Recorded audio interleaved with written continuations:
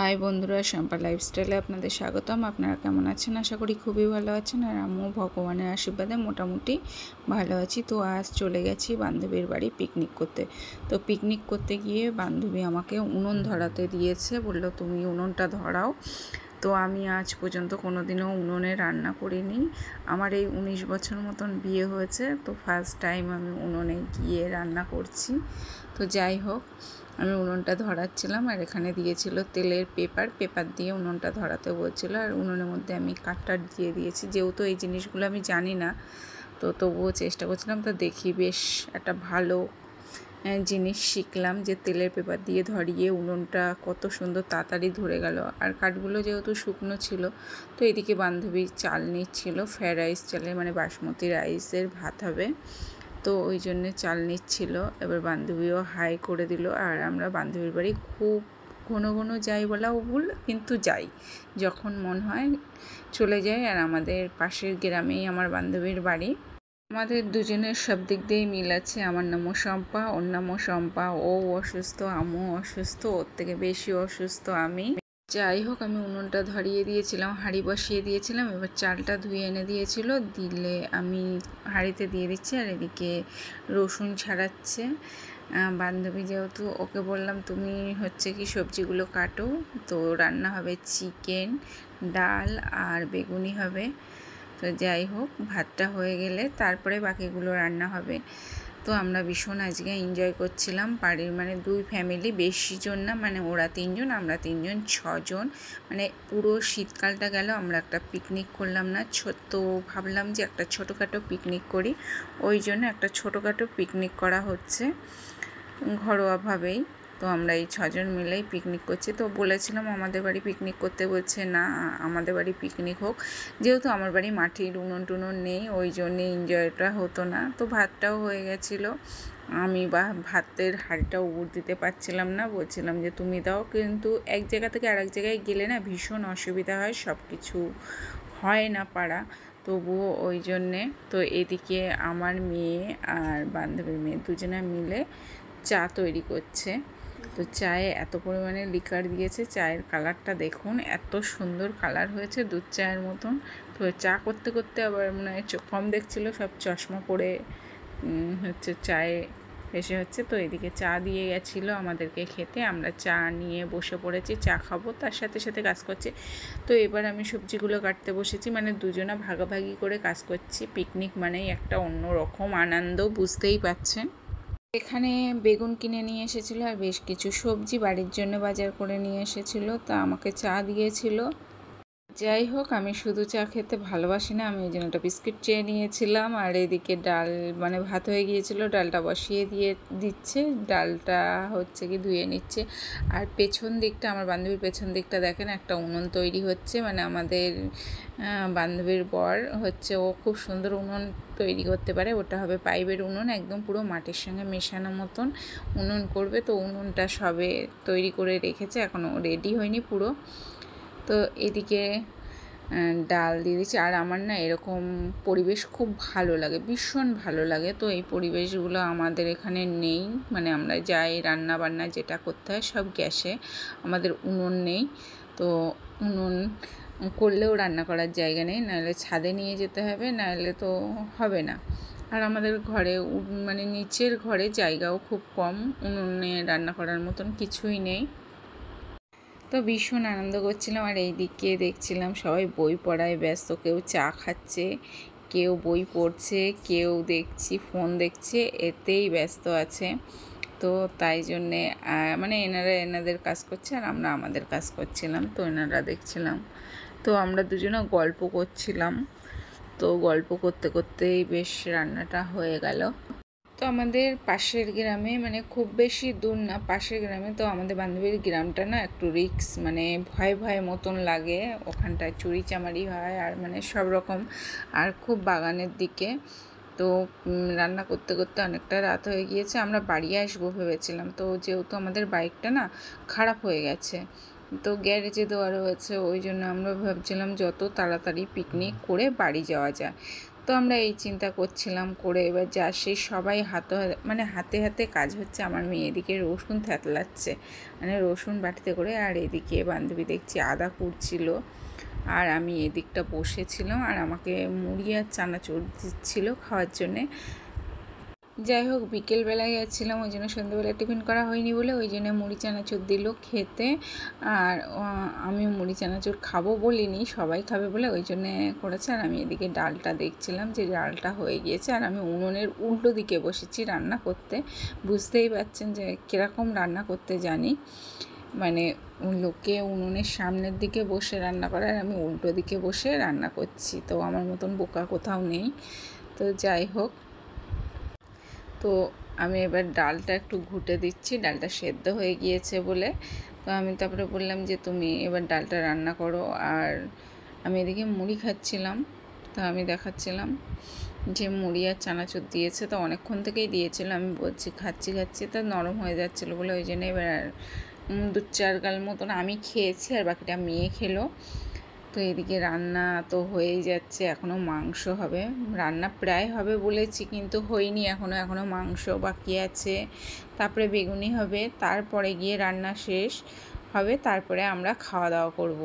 আর আমার বান্ধবীর বাড়ি একটা জিনিস কি, যেখানেই তাকাবেন সেখানেই দেখবেন সেলাই মেশিন, মানে প্রচুর ওদের বাড়ির সেলাই মেশিন রয়েছে। তো আগে ওরা সেলাই মেশিনের কাজ করতো, এখন বন্ধ করে দিয়েছে। এখন ওর হাজব্যান্ড কলকাতায় কাজ করে, ওই জন্যে এখন আর মেশিনগুলো হয় না, যেহেতু খারাপ হয়ে পড়ে রয়েছে। আর হচ্ছে এদের বাড়ি, মানে আমার বান্ধবীর বাড়িটা পুরো বাগানের মধ্যে, ভীষণ ভালো লাগে, ভীষণ। আমার তো প্রচুর ভালো লাগে ওদের বাড়ি গিয়ে থাকতে কিংবা এনজয়, একটা আনন্দ হয় অন্যরকম।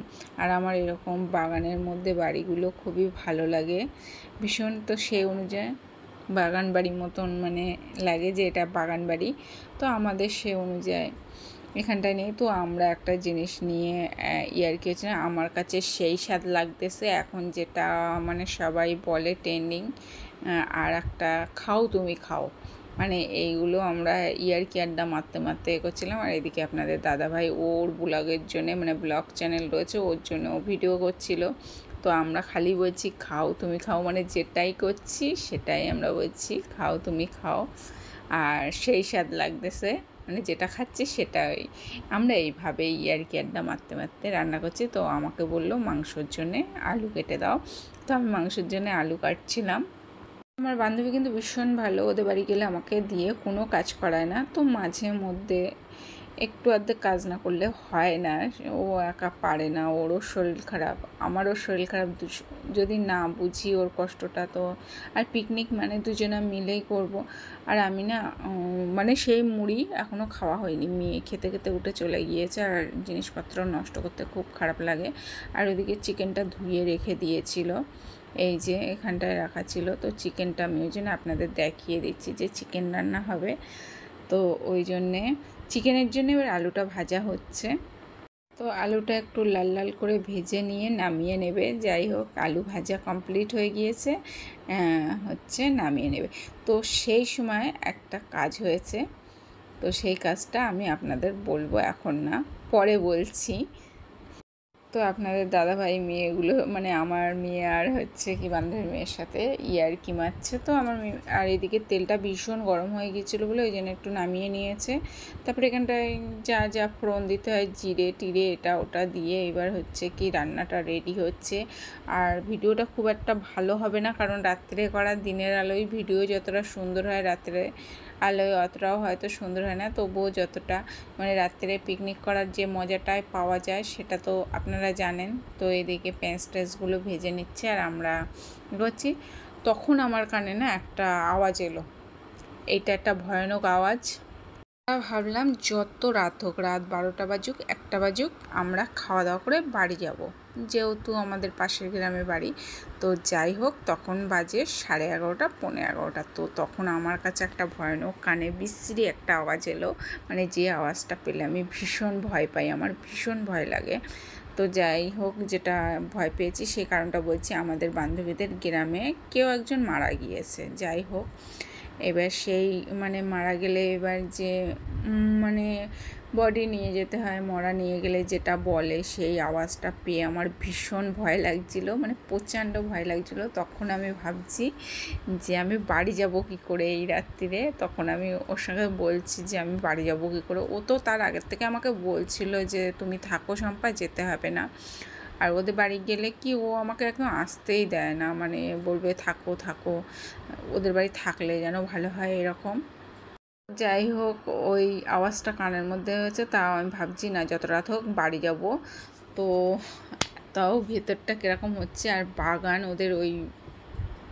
ওদের বাড়িটা হচ্ছে বকুলতলা বলে, মানে আমাদের বাড়ি গ্রামের পাশের গ্রাম বকুলতলা। ওখানটা প্রচণ্ড ডেঞ্জারাস, জায়গাটা ভীষণ ডেঞ্জারাস। ওখানটায় চোর টোর, আর মানে ওখানটায় পুরো বাগান, মানে অনেকে অনেক দূরের থেকে মানুষকে মেরে টেরে ওখানে ফেলে দিয়ে যায়, করে তা করে, মানে অনেক সমস্যা হয় ওই গ্রামটার মধ্যে। আর ওরা তো ভীষণ একটা ভয়তেই থাকে।